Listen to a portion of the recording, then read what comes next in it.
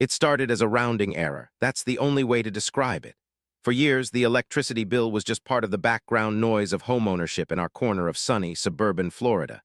It was a predictable, manageable number, a line item in our family budget that I'd glance at, pay, and forget. We were a typical family, me, my wife, and our two kids. I have a decent job in logistics. She's a dental hygienist. We're not rich, but we're comfortable. We follow the rules. We have a mortgage, 2 car payments, and a carefully crafted budget that allows us to save a little for retirement, put some away for the kids' college, and still afford a week at the beach every summer. The electricity bill was just another part of that predictable life, usually hovering around $150, maybe $200 a month. We kept the AC at a comfortable 72 degrees. The kids left lights on. The TV was always murmuring in the background.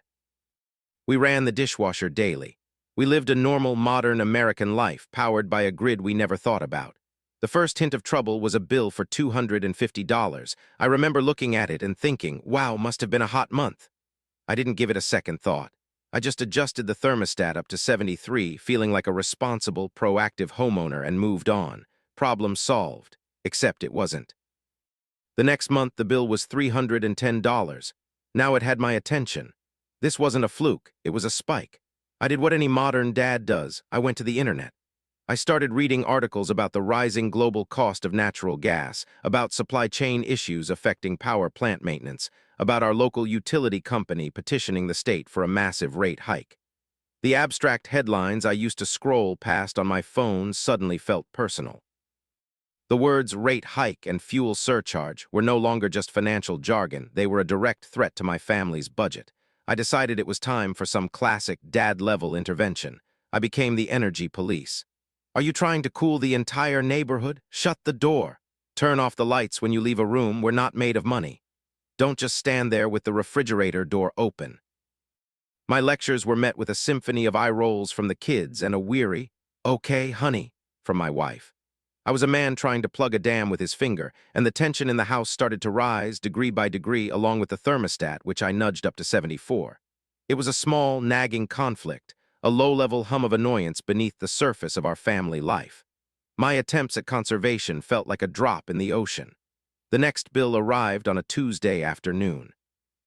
I saw the white envelope from the utility company in the mailbox and felt a knot form in my stomach, a feeling I'd never associated with electricity before. I opened it, and the number seemed to glare at me from the page, $421.16. It was a shocking, almost absurd number. I walked into the house and looked at our family budget, printed and pinned to a corkboard in the kitchen. I saw the neat columns, the careful allocations for groceries, gas, insurance, savings. And I saw this one, single, unpredictable expense, this invisible force flowing through our walls, now had the power to wreck the whole thing. It was more than our 2 car payments combined. It was a rogue wave threatening to swamp our carefully navigated financial ship. I looked at my wife, who was helping our son with his homework, and at my daughter, watching cartoons in the living room, and I felt a profound sense of powerlessness. I was the provider, the protector of this little world, and I was in a fight with an enemy I couldn't see, an enemy that was silently bleeding us dry. That $400 bill wasn't an anomaly. It was the new baseline. As spring bled into the relentless heat of a Florida summer, the number on that monthly statement began to climb with an almost taunting predictability. 400 became 450. 450 crept toward 500. The abstract news reports about the energy crisis were no longer abstract. They were a real, tangible crisis happening right inside my kitchen, on a piece of paper that represented a growing portion of my paycheck. Our meticulously planned budget was officially broken. The first things to go were the luxuries we didn't even consider luxuries. The eating out column in our budget was slashed to 0. The kids' pizza night became homemade. My wife's weekly latte was a casualty.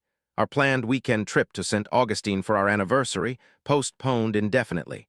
The electricity bill was no longer just an expense. It was a thief, stealing the small joys and experiences that made the daily grind worthwhile. Next came the more painful cuts. We had a line in our budget labeled Future, where we'd put extra payments toward our mortgage principal and contributions to our retirement and the kids, 529 college savings plans. That line was the first to be sacrificed. We were no longer building for the future. We were just trying to survive the present. All our forward momentum had been halted by this invisible, ever-increasing drain. The thermostat became the focal point of all household tension. I moved it to 76, then 78 degrees. Our home, our sanctuary from the oppressive Florida heat, was no longer comfortable. It was a place we had to endure. The air was always thick and heavy. We slept fitfully, the ceiling fans just circulating the warm air.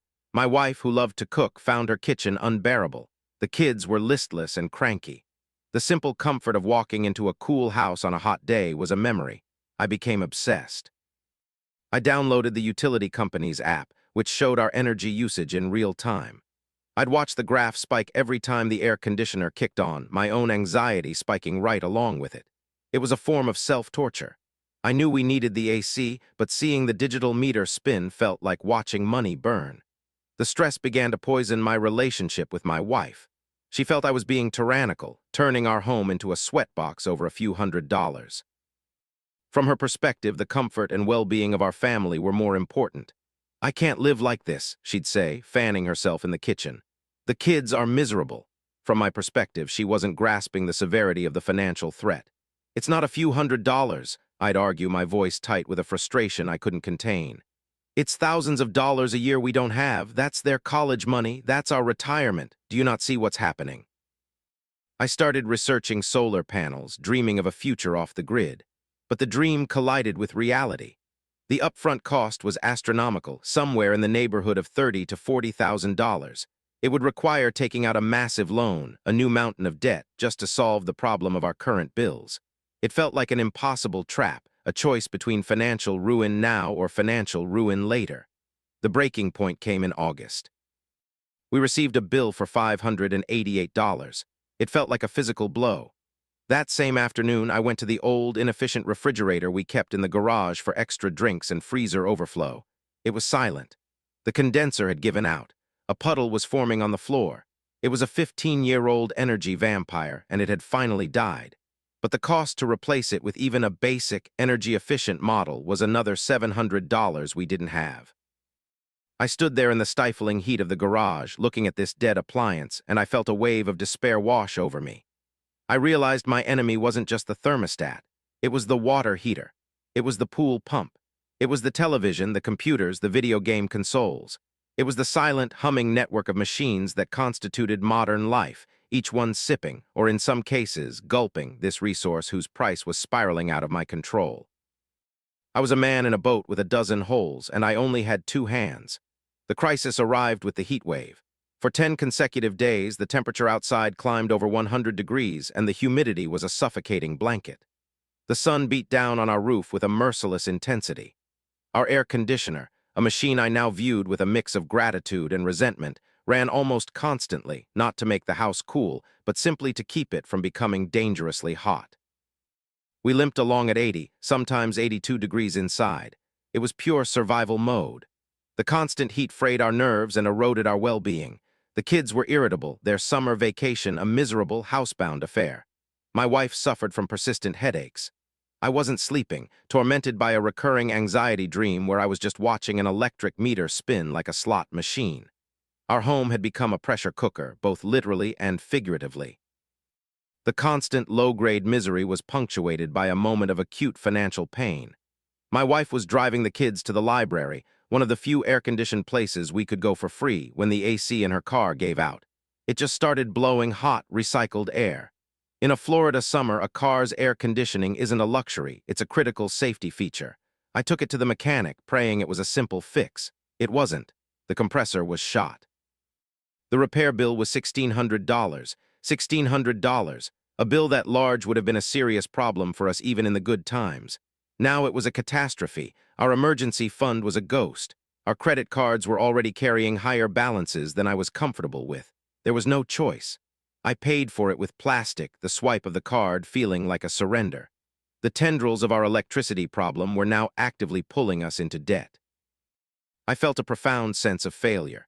My job was to provide comfort and security for my family, and I couldn't even guarantee them a cool ride home from the library.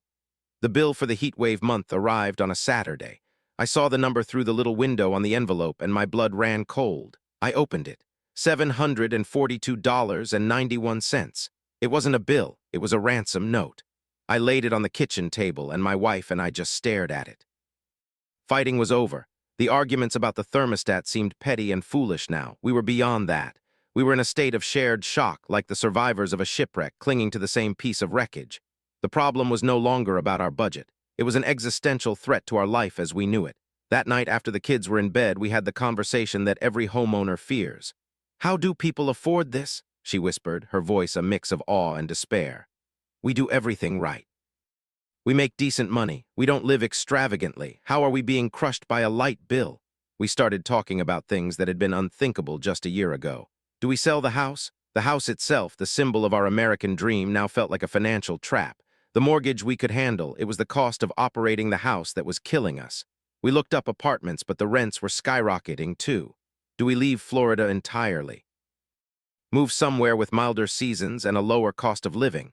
The idea of uprooting our kids, leaving our jobs and the community we knew was terrifying. I walked into my son's bedroom to check on him. He had kicked off his sheets, his forehead damp with sweat even in his sleep. I stood there looking at my child, uncomfortable in his own bed, in his own home, and I was filled with a white-hot rage. It was a quiet, helpless anger. I had played by all the rules of the game. I got an education. I worked hard, I paid my taxes, I bought a house. And yet I was being bled dry by a force so vast and impersonal that I didn't even know who to be angry at. The utility company, the government, the global economy, it didn't matter. The only thing that mattered was that the game felt rigged and my family was losing. The $700 bill wasn't an invoice, it was a declaration of war. And in that moment of crisis, something shifted between my wife and me. We stopped being adversaries arguing over the thermostat and became allies united against a common enemy. The despair of the previous night hardened into a new resolve. We weren't going to be victims. We were going to fight back. The battle began not with a grand gesture, but with a weekend of grunt work. We did our own energy audit. We borrowed a thermal camera from a friend and found the leaks.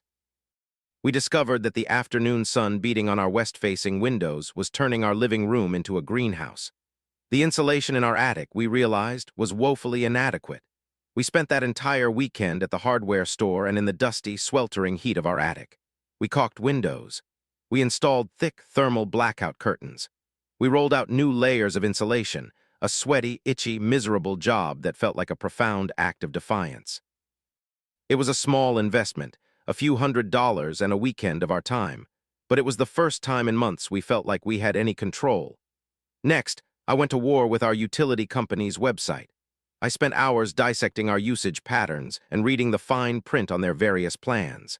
I discovered a time-of-use plan that offered significantly cheaper electricity rates after 9 p.m. and on weekends. It required a complete re-engineering of our daily lives, but we were ready for it. We became nocturnal energy consumers. The dishwasher, the washing machine, the dryer, they ran only in the dead of night. I started prepping meals on Sunday so my wife wouldn't have to use the oven during the peak afternoon hours. We grilled outside more. The kids thought it was a fun novelty. For us, it was a strategic maneuver. We started living by the sun. The blackout curtains stayed drawn during the day, plunging the house into a cool twilight. In the evenings, when the sun went down and the air began to cool, we'd open everything up, letting the breeze in. We started spending more time on our back porch, reading books and talking, instead of sitting in front of the glow of the television. The first bill under the new regime was a moment of intense anxiety. I opened it with a trembling hand. It was $380. By our old standards, it was an outrage. By our new reality, it was a monumental victory. We had cut our peak bill almost in half. We had taken on the giant and won a battle. It was a massive boost to our morale, proof that our efforts, our sacrifices, were not in vain. Life is different now. We'll never get back to the carefree ignorance of our old life where we could flick a switch without thinking. Every summer is still a fight. We still watch the thermostat, and our budget is permanently tighter. But the panic is gone, replaced by a hard-won wisdom. That crisis forced us to become more mindful, more resourceful, and less wasteful. We learned to distinguish between what we need and what we merely want. We discovered that our family's happiness isn't dependent on the temperature of our house, but on our resilience and our unity. In a strange and unexpected way, the battle against our electric bill brought us closer, reminding us that we are a team. I look at my kids now, who instinctively turn off lights when they leave a room, not because of my lectures, but because they were part of the solution. They understand, on a basic level, that resources are finite. It's a lesson I wish we didn't have to learn in such a brutal way, but a valuable one nonetheless. The American dream, I've learned, isn't just about owning a home. It's about having the strength and ingenuity to hold on to it when the rules of the game change without warning. We were almost destroyed by a force we couldn't see, but in the end, we learned to see our own lives and our own consumption more clearly than ever before. Thanks for staying with me until the end. Stories like these always make us think about our own lives and choices. What lesson did this bring to your mind? Share your personal experience or perspective in the comments. You never know who might need to read exactly what you have to say today.